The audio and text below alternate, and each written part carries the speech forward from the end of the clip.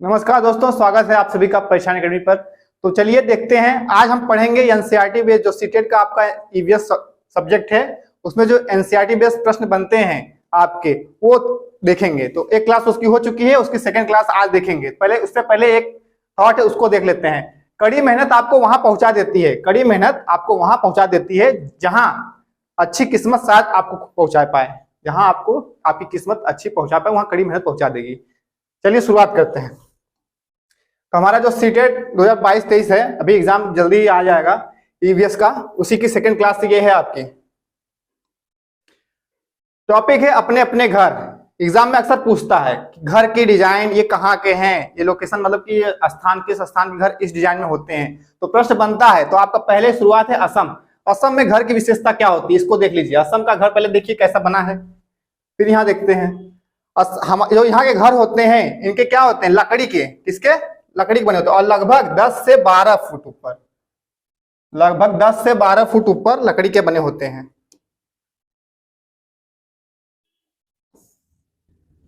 इन्हें कैसे, बांस, जो बांस होते हैं लकड़ी का, उस पर टिकाया जाता है।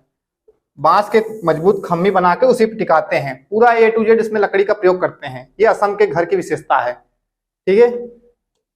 सेकेंड आपका है मनाली। मनाली का मकान कैसा होता है, मनाली में घर कैसा होता है। ये पहाड़ी, मनाली कहाँ है, इस पहाड़ी क्षेत्रों का मतलब इलाका पड़ता है मनाली। तो यहाँ पे जो घर होते हैं लगभग, जैसे उसमें लकड़ी और पत्थर का यूज करते हैं। किसका? लकड़ी और पत्थर का।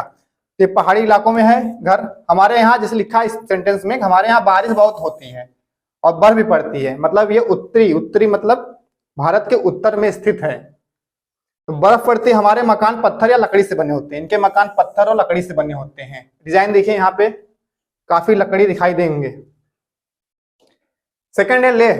लेह लद्दाख जो आपके पास में है, वहां पे लेह में मकान के नीचे मंजिल में खिड़की नहीं होती। इसकी एक विशेषता होती है, किस मकान मतलब किस कहाँ के मकान में नीचे वाली मंजिल में खिड़की नहीं होती, क्योंकि 2-3 मंजिला बनाते हैं। तो इसमें जो नीचे वाली मंजिल होती है उसमें खिड़की नहीं होती। यहाँ पे देखेंगे कोई खिड़की नहीं है, लेकिन इसके सेकंड फ्लोर पे देखेंगे तो खिड़की दरवाजा होता है। छत समतल होती है। यहाँ मकान जो छत होता है महत्वपूर्ण, जैसे क्या क्यों है, क्योंकि यहाँ गर्मियों में क्या करते हैं, जो फल सब्जियां होती है उसको सुखाते हैं, जो ठंड में नहीं हो पाता है सुखाने के लिए, क्योंकि वहां पे लेह लद्दाख में ज्यादातर ठंडा प्रदेश है और वहां पे सूर्य के प्रकाश कम मिलता है।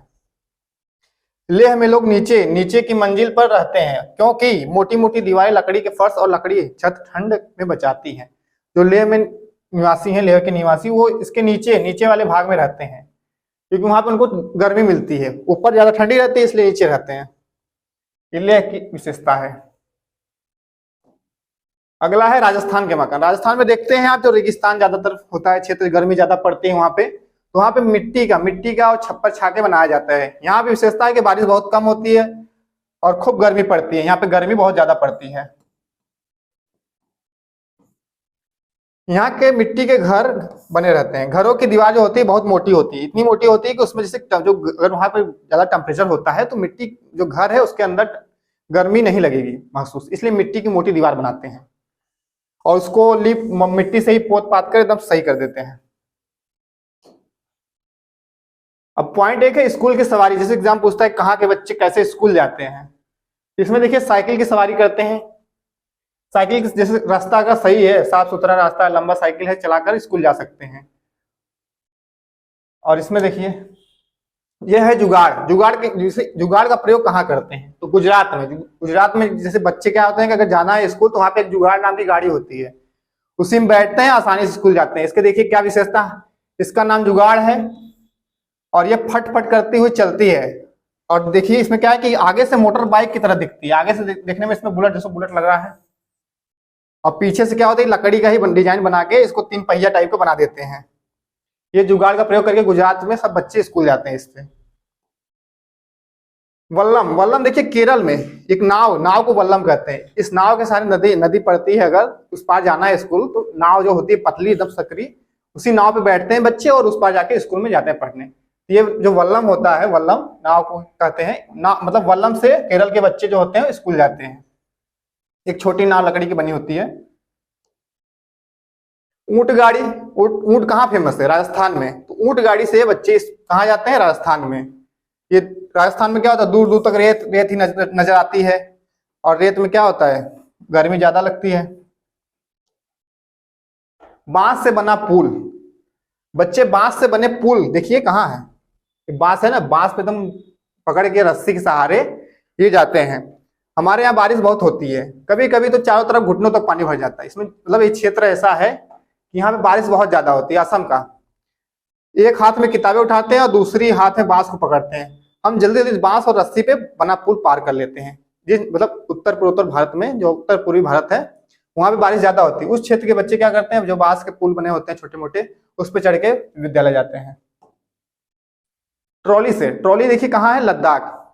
स्कूल पहुंचने के लिए हमें रोज नदी पार करनी, जो नदी होती है लद्दाख के साइड में, तो वहाँ के जो बच्चे होते हैं वो मतलब एक ट्रॉली बनती है, रस्सी ऊपर से मतलब मजबूत पहाड़ों जोड़ने वाली मोटी मजबूत रस्सी बांधी जाएगी, फिर उसमें एक ट्रॉली बनाया जाता है। ये ट्रॉली है लकड़ी का, किसी मतलब मजबूत लोहे का बनाकर, उस पे एक पुल्ली, इसको पुल्ली कहते हैं, ये पुल्ली है, पुल्ली के सहारे रस्सी को सरका के उस पार जाके अपना कामकाज सब करते हैं। बच्चे भी विद्यालय का जाना, उस पार विद्यालय है तो ऐसे ही जाते हैं। नदी पार जाती साबुत लोहे की रस्सी होती है, मजबूत रस्सी रहेगी। यह दोनों तरफ से भारी पत्थरों पेड़ों या कसकर बांधी जाती है और पुल्ली का प्रयोग करते हैं जिससे रस्सी सरक सके आराम से। सीमेंट का पुल, अब तो ये सीमेंट अक्सर पुल दिखते हैं आपको, क्योंकि क्षेत्र जहाँ पे विकसित मतलब हुआ रहता है जो स्टेट, वहां पे काफी मतलब अच्छा नदी को पुल बनाया जाता है। नदी के ऊपर पुल बना देंगे, आप आराम से आवागमन कर सकते हैं यहाँ पे। ये सीमेंट और ईंट की बनी होती है। जंगल से जाते बच्चे, उत्तराखंड जहाँ पे जंगल ज्यादा होते हैं, जंगल, वहां पे बच्चे क्या होते हैं, जंगलों से गुजरते हैं। तो जंगलों से जाने के लिए जो क्या होता है, घने जंगल से निकलना पड़ता है। कहीं कहीं जंगल इतना घना होता है कि दिन में भी रात जैसा माहौल उनको लगता है, डर जैसा। और सन्नाटे में पक्षियों जानवरों की आवाजें सुनाई देती हैं, इतना शांत रहता है जंगल में जाना आना। बर्फ पर चलते बच्चे, जम्मू कश्मीर की बात हो रही है, देखिए यहाँ पे जैसे बर्फ के रास्ते बच्चे जाते हैं स्कूल। मीलों दूर मतलब फैली बर्फ कहाँ रहती है, जम्मू कश्मीर में। तो यहाँ पे देखेंगे कि वहां पे बच्चे जो होते हैं वो बर्फ में अपना पैर, जैसे बर्फ में चलना कितना अच्छा लगता है, पैर रखेंगे तो धंसता जाता है धीरे धीरे। तो वहां पे बच्चे ऐसे स्कूल जाते हैं। उत्तराखंड में देखिए उबड़ खाबड़ पथरीले रास्ते, उत्तराखंड का जो तराई क्षेत्र होता है वहां पे देखेंगे ऐसे ऐसे छोटे छोटे पत्थर होते हैं पहाड़ों के नीचे, तो उसी पत्थर के रास्ते से ही बच्चे स्कूल जाते हैं। और इम्पोर्टेंट स्टेट है, कुछ मतलब विशेषता है राज्यों की, उनको देख लेंगे। यहाँ पे एक पेंटिंग है मधुबनी, स्टेट का है बिहार। बिहार में देखते हैं क्या क्या व्यवस्था है। बिहार में मधुबनी नामक जिला है, एक मधुबनी नामक जिला है। यहाँ त्योहार एवं खुशी के मौके पर घर की दीवारों पर और आंगन में कुछ चित्र बनाए जाते हैं। यह चित्र पिसे हुए चावल के घोल के रंग, चावल जो होता है पिसा हुआ चावल, उसमें रंग मिलाकर बनाया जाता है। जो चित्र बनाते हैं उससे पहले उसको रंग बनाएंगे, तो उस चावल का पिसा हुआ जो रहता है उसी से बनता है रंग। इन रंगों को बनाने के लिए नील का प्रयोग करेंगे। हल्दी और फूल पेड़ों के रंग का प्रयोग करते हैं। मतलब एक तरफ से देखेंगे इसमें केमिकल कोई मतलब वैसा केमिकल पदार्थ नहीं मिलाया जाता है, नेचुरल चीज से बनाया जाता है रंगों को, और उसी से एक डिजाइन बना के पेंटिंग बनाई दी जाती है। और चित्र में इंसान, जानवर, फूल, पक्षी, मछली, कोई भी डिजाइन बना के चित्र में बनाया जाता है। ये चित्रकला बहुत पुरानी है, इसका नाम इस जिले के नाम पर ही पड़ा है। मतलब जो मधुबनी जिला वहाँ का है उसके नाम पर मधुबनी पेंटिंग का है। बिहार की विशेषता है। राजस्थान में देखिए, राजस्थान में घर मिट्टी के कटीले झाड़ियों से बनते हैं। कटीले झाड़ियां, जैसे वहां पे देखते हैं कटीले पेड़ पौधे ज्यादा उगते हैं, तो क्या करते हैं वहां के क्षेत्र जो राजस्थान के निवासी होते हैं वो अपने मतलब घर को छप्पर और मिट्टी का तो बनाते हैं, और जो घेरते हैं बाउंड्री वो कटीले झाड़ियों से ही घेर देते हैं कि कोई मतलब बाहरी जानवर उसके अंदर ना जा पाए। अपने आंगन में जमीन में गड्ढा खोदते हैं ये, और वहां पे एक टैंक का निर्माण करते हैं। टैंक का निर्माण मतलब पानी के लिए, क्योंकि वहां पे पानी की मात्रा बहुत कम होती है, ना के बराबर। इसलिए ये क्या करते हैं, जब बरसात होती है तो उस समय वर्षा उस मतलब टैंक जो गड्ढा खोदे रहते हैं पानी उसमें स्टोर हो जाएगा, फिर ये उसका प्रयोग कर सकते हैं समय आगे। यहाँ बारिश बहुत कम होती है। राजस्थान की विशेषता देखिए एक और है। राजस्थान के जोधपुर जो वहाँ पे डिस्ट्रिक्ट है, खिजड़ली गांव है, वहां के लोगों ने पेड़ों को काटने से बचाने के लिए 300 साल पहले पेड़ों से चिपक कर खड़े हो गए थे। तो यहाँ पे जैसे 300 साल पहले एक घटना घटी थी यहाँ पे, तो वहां पे मतलब सभी लोग क्या खिजड़ी बीच वहां पे काटा जा रहा था, तो उसको पकड़ के सब लोग खड़े हो गए थे, काटने इसलिए मना कर रहे हैं। मतलब यहाँ क्या है कि आज से 300 साल बाद भी यहाँ के लोग को बिश्नोई कहते हैं। वहाँ बिश्नोई जो थे निवासी वहाँ के, उनको बिश्नोई कहते हैं। और पेड़ों और जानवरों के प्रति यहाँ के लोग संवेदनशील होते हैं। कहाँ के? राजस्थान के लोग। वो इनकी रक्षा करते हैं। यहाँ शिकार और पेड़ों को काटना वर्जित होता है। रेगिस्तान में होते हुए भी गांव हरा भरा रहता है। वहां पे जैसे रेगिस्तान तो है लेकिन फिर भी गांव हरा भरा रहता है। वहाँ खेड़ी वृक्ष, क्योंकि पेड़ों को काटा नहीं जाता, क्योंकि पेड़ बहुत कम है इसलिए वहां पे पेड़ और लगाए जाते हैं। यहाँ जानवर बिना किसी डर के इधर उधर घूम सकते हैं, इको फ्रेंडली। लद्दाख, अगला है लद्दाख की विशेषता देखते हैं। लद्दाख पहुंचने के लिए जम्मू कश्मीर पार करना पड़ता है, क्योंकि एक सरकरा रास्ता जिसे दर्रा कहते हैं उसको पार करके जाना होता है। लद्दाख को ठंडा रेगिस्तान या कोल्ड डेजर्ट भी कहते हैं। एग्जाम पूछता है ठंडा रेगिस्तान भारत में किसे कहते हैं, तो लद्दाख को। लद्दाख में घर जो होते हैं पत्थर के होते हैं। इसकी विशेषता हम पहले पढ़ चुके हैं, एक बार इसमें भी देख लेते हैं। इनकी छत और फर्श लकड़ी की होती हैं। यहाँ कम बारिश होती है, यहाँ पेड़ पौधे नहीं पाए जाते। लद्दाख में क्या होती है, यहाँ बारिश कम होती है। और कोल्ड डेजर्ट क्यों कहते हैं, क्योंकि ये एक मतलब बर्फ का चादर बिछा रहता है रेगिस्तान की तरह। यहाँ 1 या 2 फ्लोर ही होते हैं, मतलब जो छत बनाई जाती है 1 या 2 फ्लोर तक। और घर पत्थर का होता है, दीवारें मिट्टी और उस पर चूने की मोटी परत चढ़ा दी जाती है। मोटे पेड़ का तना छत को मजबूत बनाने के लिए लोग उसमें यूज करते हैं। ग्राउंड फ्लोर में लोग जानवरों को रखते हैं। जब ज्यादा सर्दी पड़ती है तो खुद भी ग्राउंड फ्लोर में रहने लगते हैं। वही मतलब ज्यादा सर्दी पड़ती है तो लद्दाख में जो नीचे वाला रहता है मकान उसमें चले जाते हैं। लद्दाख क्षेत्र भारत का सबसे ठंडा रेगिस्तान। भारत में उन्हें रेगिस्तान मानसून से प्रभावित नहीं होते। मतलब जो लद्दाख का क्षेत्र है ये रेगिस्तान मानसून है। अधिक ऊंचाई पर होते हैं कि यहाँ पे जो हिमालय पर्वत है उसकी विस्तृत छाया पड़ती है, मतलब एक उसका शैडो जिसे कहते हैं पड़ती है, जिस कारण से यहाँ पे ठंडा होता है। लाल मिर्च, नारंगी, कद्दू और सुनहरे पीले भुट्टे यहाँ मिलते हैं। लद्दाख में जो सुनहरे पीले पीले भुट्टे होते हैं यहाँ पाए जाते हैं। श्रीनगर से लद्दाख जाते हैं, यहाँ एक सकरे रास्ते होते हैं, मतलब वही दर्रा एक पतला। श्रीनगर से लद्दाख जाएंगे तो वहां पे एक सकरा रास्ता मिलेगा। पहाड़ी इलाकों में नायलॉन का टेंट, इसका टेंट इस्तेमाल किया जाता है। जब पहाड़ों जाते हैं रहने लोग, मतलब कोई घूमने आ रहा है, ट्रेवल कर रहा है, तो वहां पे जब रुकते हैं तो नायलॉन का टेंट प्रयोग करते हैं। लद्दाख में जूले का मतलब क्या होता है, वेलकम, मतलब स्वागत। स्किट पोपुल लद्दाख का एक गांव है। स्किट पोपुल क्या है, एक नाम है कि कहाँ का, गांव का, लद्दाख के। चांगयांग भी एक क्षेत्र है, इसके बारे में विशेषता देख लेंगे। ये आपके कहाँ है, चांगयांग पश्चिमी और उत्तरी तिब्बत में एक ऊंचा पठार है। एक पठार पे स्थित क्षेत्र है चांगयांग। उत्तरी तिब्बत के एक ऊंचा पठार में है। यह 5000 मीटर ऊंचाई पर स्थित है। कितना, 5000 मीटर ऊंचाई पर स्थित है, जो कुछ हद तक भारत के लद्दाख क्षेत्र से सीमा साझा करता है। ठीक है, यहाँ एक भी पेट्रोल पंप नहीं, इतनी ऊंचाई पे कि यहाँ पे गाड़ी मोटर, पेट्रोल नहीं है तो गाड़ी मोटर भी नहीं रहेंगे। यहाँ चांगपा नाम की प्रजाति निवास करती है। कौन सी प्रजाति है, चांगपा, जिसकी आबादी कुल 5000 लोग हैं। कितने हैं, 5000 लोग। यह हमेशा अपनी भेड़ बकरी के साथ घूमते रहते हैं। यहाँ जो जनजाति होती है अपनी भेड़ बकरी के साथ घूमते रहते हैं। और चांगपा लोग अपने टेंट को क्या कहते हैं, रेवो। क्या कहते हैं, रेवो। एग्जाम पूछता है रेवो किसी कहते हैं, तो रेवो क्या है, जो चांगपा है वो लोग अपने टेंट को रेवो कहते हैं। यहाँ जो सर्दियों में हवा चलती है उसकी स्पीड देखिए कितना, 70 किलोमीटर प्रति घंटे की हवा चलती है। चांगपा में जो हवा बहुत ही ऊंचाई पे हवा बहुत तेजी से महसूस होता है। टेंट के पास एक जगह होती है, जो रेवो उनका टेंट होता है उसके पास एक जगह होती है जहां पे, जिसको लोग लेखा बोलते हैं। क्या बोलते हैं, लेखा। और इसी लेखा में ये लोग अपने भेड़ बकरियों को रखते हैं। ठीक है, अगर पूछा जाए चांगपा लोग जो अपनी भेड़ बकरियां रखते हैं उस स्थान को क्या कहते हैं, तो लेखा। लेखा की दीवार पत्थरों की बनी होती है। इनकी जो दीवार बनाई जाती है पत्थरों की। इनके जो परिवार वाले होते हैं वो जानवरों को विशेष प्रकार से, मतलब क्या कहते हैं, चिन्ह निशान बना देते हैं अपने जानवरों को पहचान ले, क्योंकि सबके पास जानवर होते हैं, सब अपने जानवरों को कैसे इतना ज्यादा मतलब पहचान पाएंगे, तो सबको एक निशान दे देते हैं।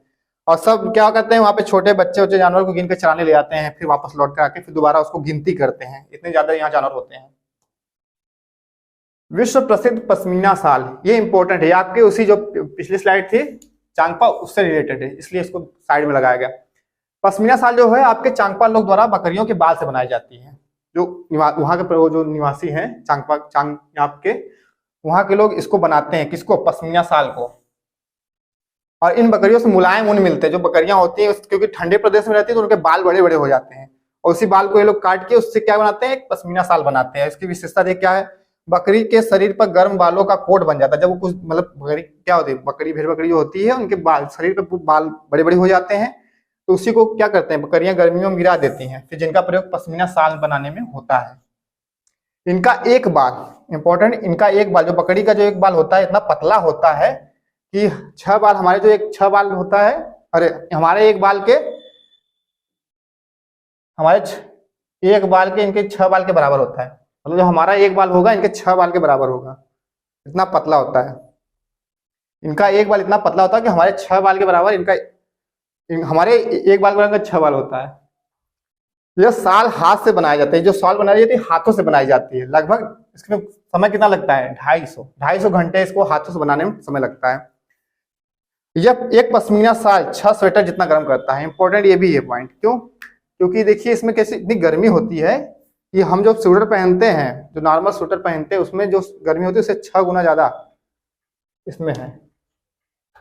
अब बात करते हैं श्रीनगर की। श्रीनगर में देखते हैं क्या विशेषता इसकी है। श्रीनगर में कुछ घर पहाड़ में, कुछ पानी में, कुछ पर्वत पर स्थित हैं, कुछ पत्थरों पे। इन पर लकड़ी के सुंदर डिजाइन बने होते हैं। जो घर होते हैं इनके डिजाइन बने होते हैं। ये देखिए हाउस बोट है। तो हाउस बोट देखिए ये 80 फीट 9 फीट तक लंबी चौड़ी होती है।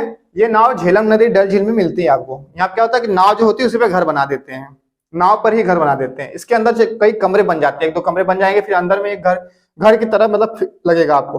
और जो लकड़ियां की डिजाइन होती है वो सुंदर बनाते हैं लोग। शिकारा पर्यटकों को आकर्षित करती है। एक क्षेत्र है यहाँ पे श्रीनगर में शिकारा। वहाँ क्या होता है, पर्यटक लोग ज्यादा आते हैं।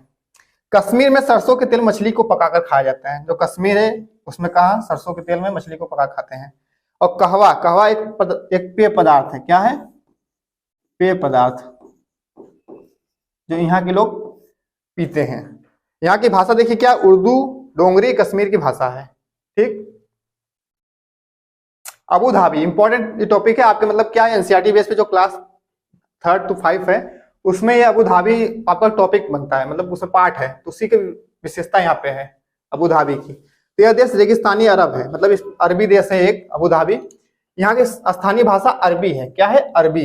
यहाँ पानी बहुत कम है, रेगिस्तानी देश है तो पानी बहुत कम मिलेगा यहाँ पे।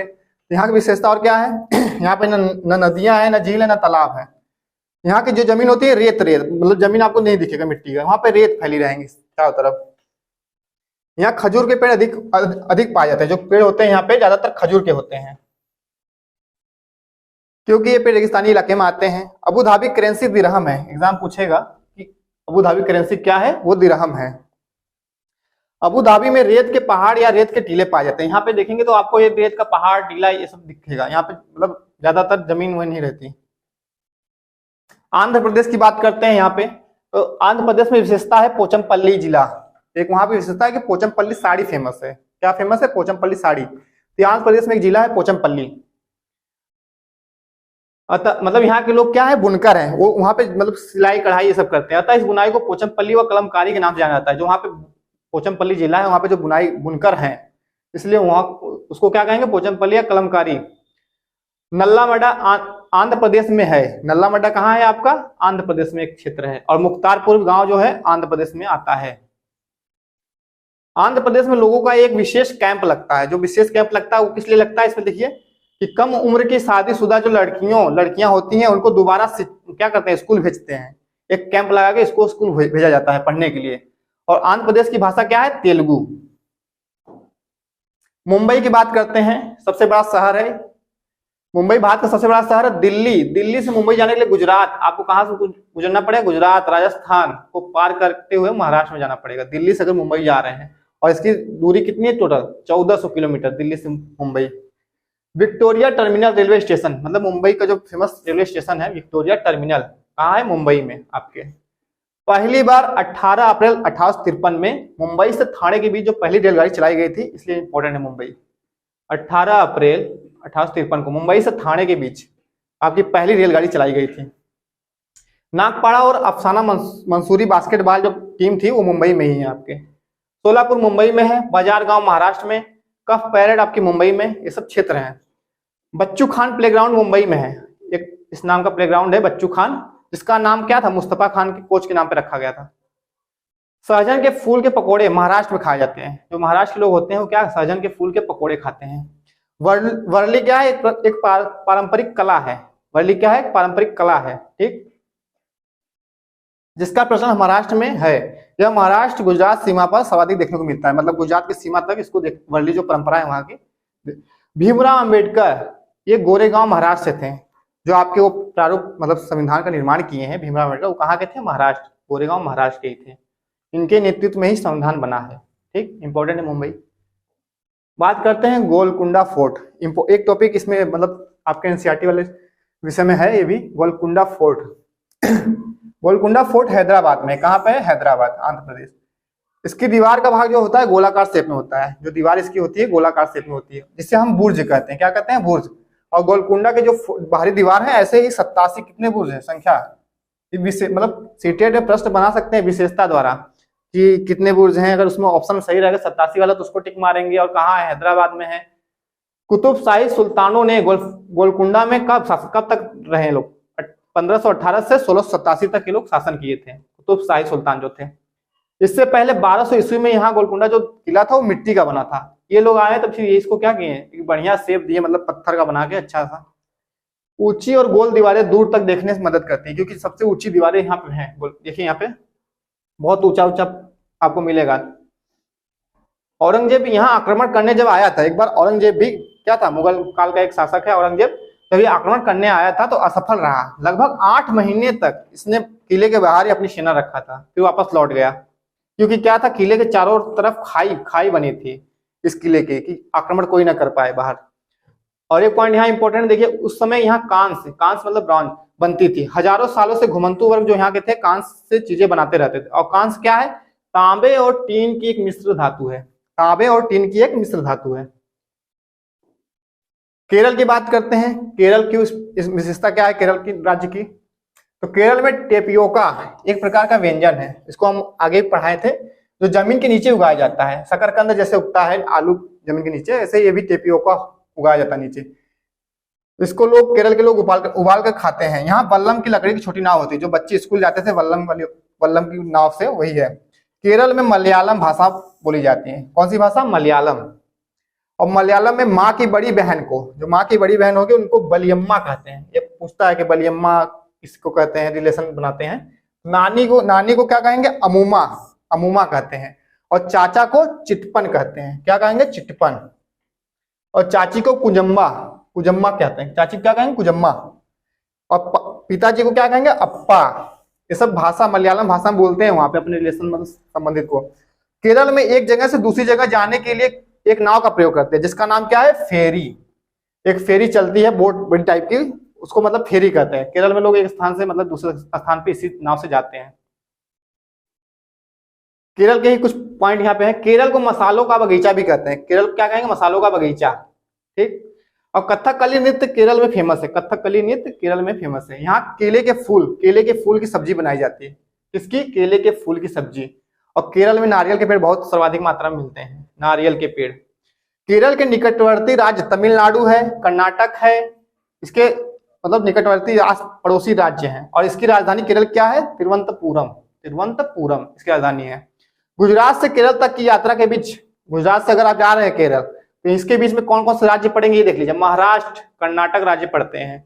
और कोंजीकोड कहाँ है? केरल में है कोंजीकोड स्थान। मल्लापुरम जिला केरल का है, फेमस है। बात करते हैं गोवा से केरल, तो इसकी जो जाने के लिए पड़ता है कितना? 2000 पुल पड़ेंगे आपको, 92 सुरंग पड़ते हैं अगर आप गोवा से केरल जाते हैं, क्योंकि वहां पे पहाड़ी क्षेत्र है और पहाड़ों के बीच में क्या है? पुल बनाए गए, सुरंग बनाएंगे जाने के लिए।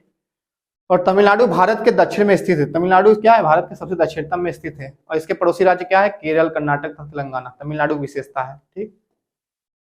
उत्तर प्रदेश की बात करते हैं। उत्तर प्रदेश में खास क्या है? उत्तर प्रदेश का कन्नौज जिला फेमस, किस लिए? इत्र बनाने में, सुगंधित इत्र बनाने के लिए कन्नौज जिला फेमस है। उत्तर प्रदेश में कचनार के फूलों की सब्जी बहुत बनाई जाती है। कचनार जो फूल हम पढ़े थे एक बार अगले पॉइंट में, उसमें देखेंगे। कथक जो नृत्य है कहाँ है? उत्तर प्रदेश का एक नृत्य है। आज का टॉपिक हमारा इसी पे था बेस पे। अब हम कल कुछ अलग टॉपिक लेकर आएंगे, उसको पढ़ाया जाएगा। आप सभी का बहुत बहुत धन्यवाद। हमारे चैनल को लाइक करें और सपोर्ट करते रहें।